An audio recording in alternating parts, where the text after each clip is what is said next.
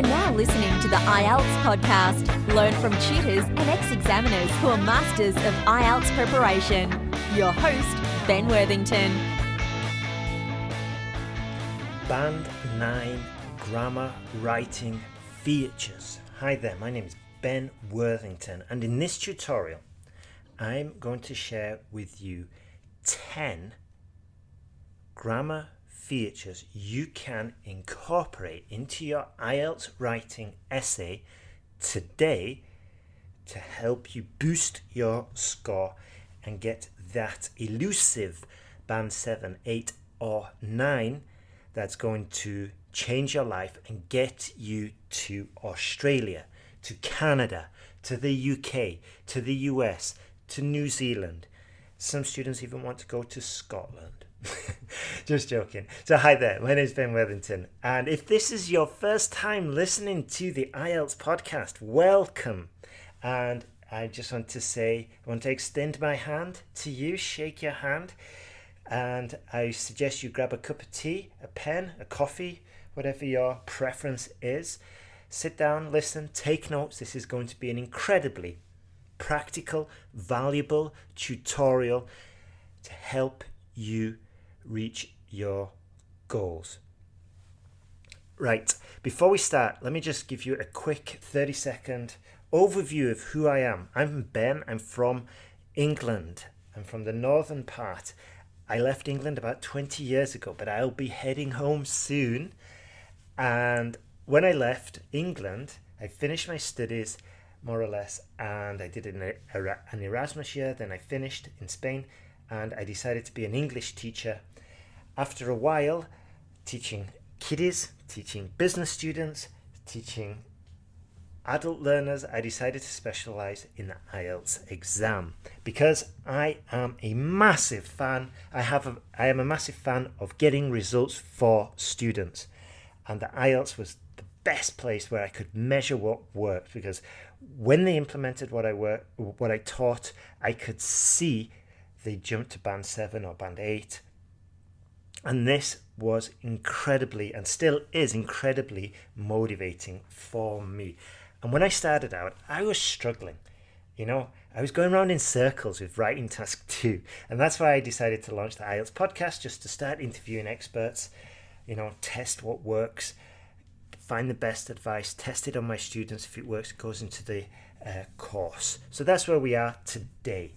And I just want to say thanks again for joining us. You're in the right place if you are interested in passing the IELTS exam fast, or as ASAP as possible, as one student once wrote to me in an email. So let's have a look. We're going to look at 10 Band 9 grammar features. These also equate to C2 level. C2 level is the highest in the Common European Framework of languages, and it basically equates to the same level. This is the highest level of proficiency in English. Now, if you can incorporate some of these sentences, you are in your writing essay, you are going to increase the chances of getting that Band 7, 8 or 9. So the first one, by the way, number 5, is quite interesting and is incredibly easy, I believe, to implement. So let's start off with number 1, complex sentences. This means being able to create a complex sentence with multiple clauses. So we can have a relative clause, conditional sentence, and both active and passive voice. So if you can implement a complex sentence into your writing, then you're on the right track. The next one, subjunctive mood. This is used in certain situations to reflect hypotheticals, wishes and suggestions, such as, if I were a millionaire, I would travel the world, for example. Modal perfect verbs. Now, these are used to talk about past probability, certainty, regret, and necessity. So we could say they must have left already, or he should have called by now. It might be a bit tricky to incorporate those ones, but if you could, we could say something like, Governments should have implemented these measures by now. Yeah? Or, let's see, the society must have improved these features before implementing regulations, for example. So again, to implement these, to learn, what I suggest is you write down the actual structure, write down the sentence, and then play with it and change the nouns, interchange them out, and change the verbs, and just make it relevant to your topic.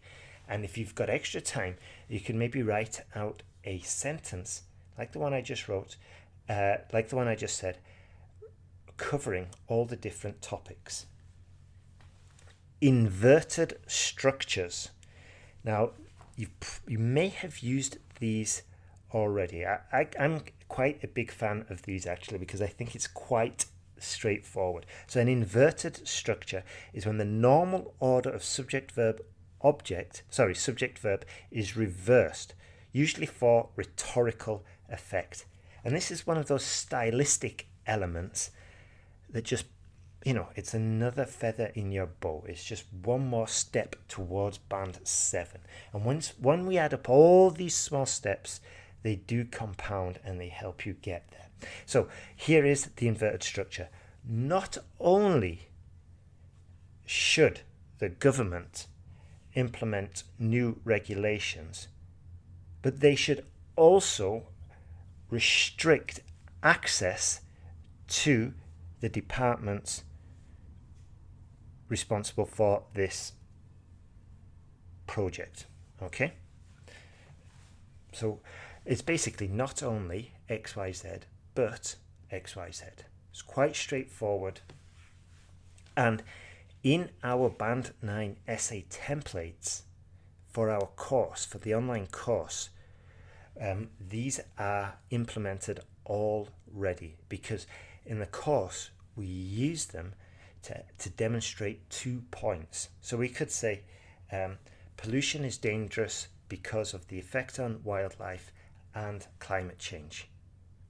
That's basic. That's a basic sentence. But if we fashion it and we put those 2 points into an inverted structure, we're on the way to band 7.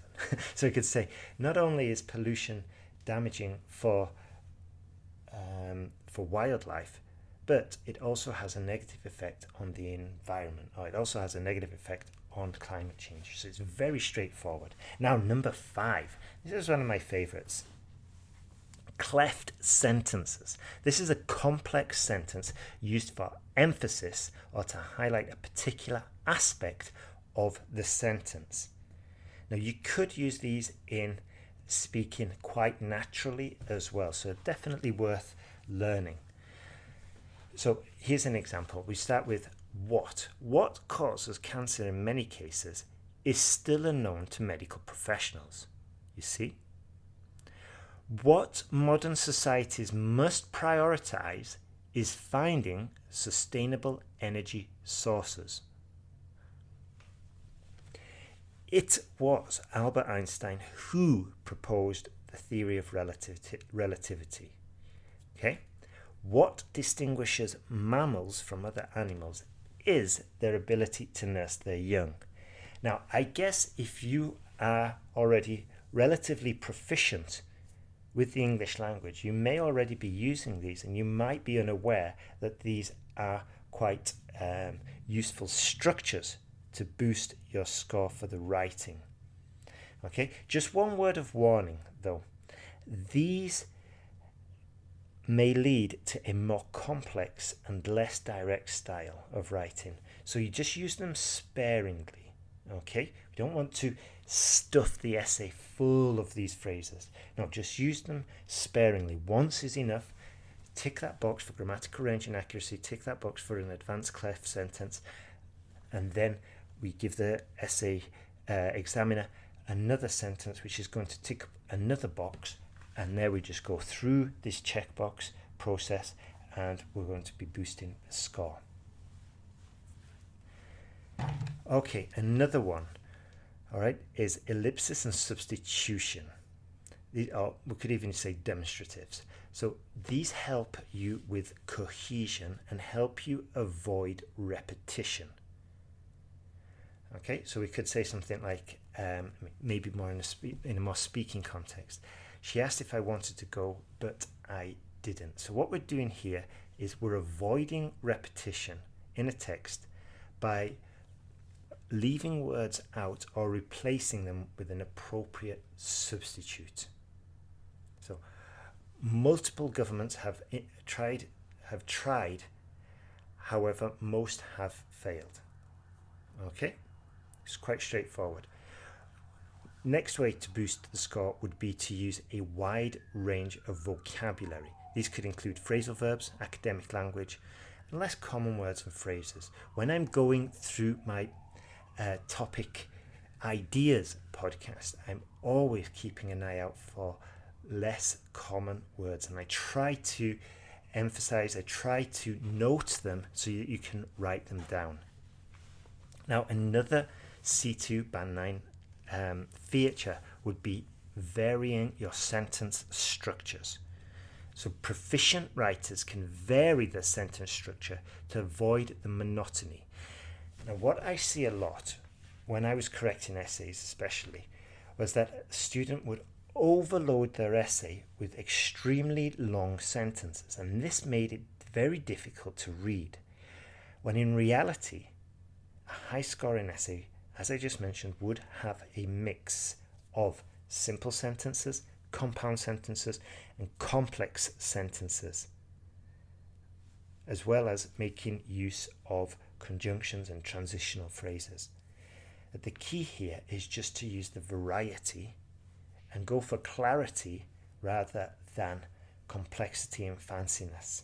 At the end of the day, as I keep saying, this is a language exam. Language is communication.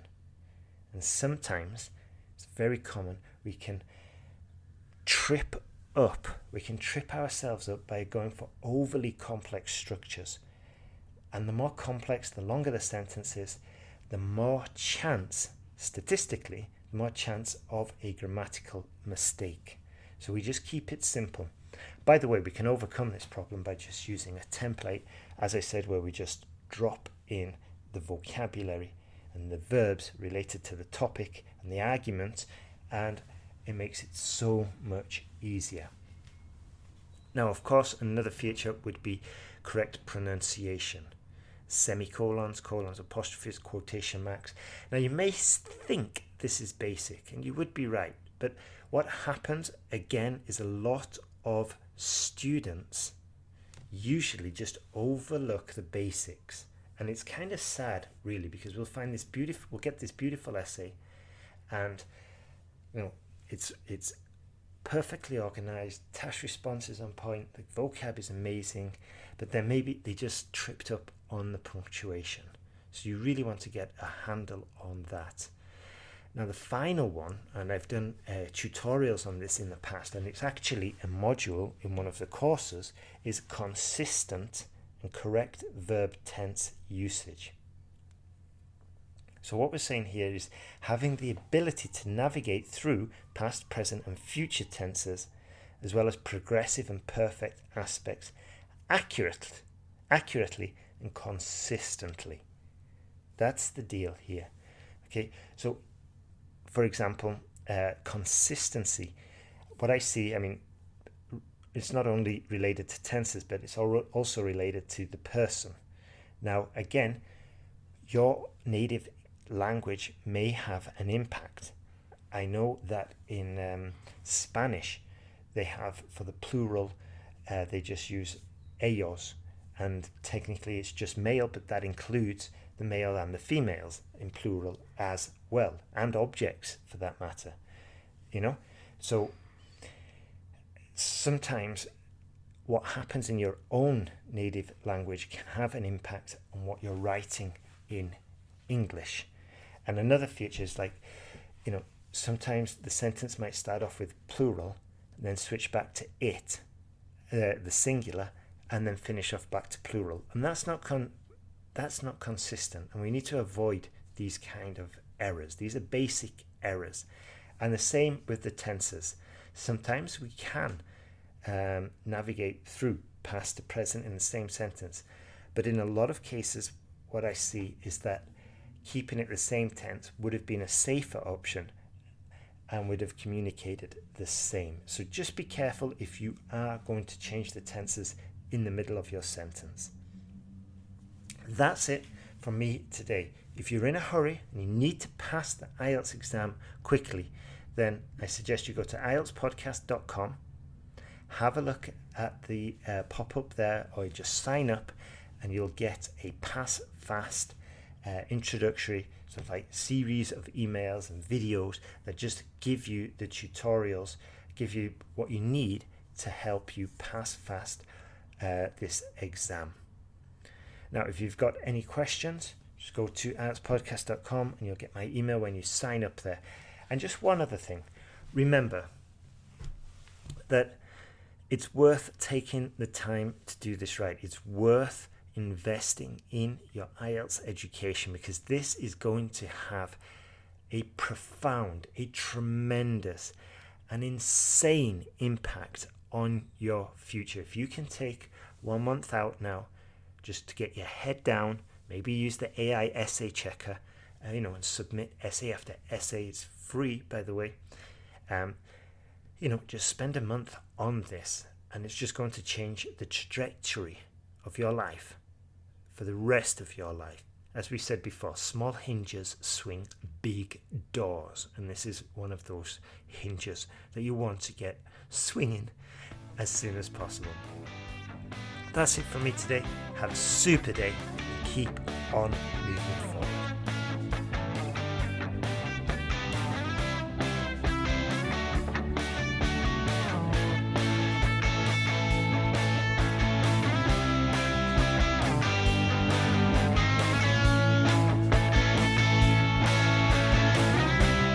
Thanks for listening to IELTSPodcast.com.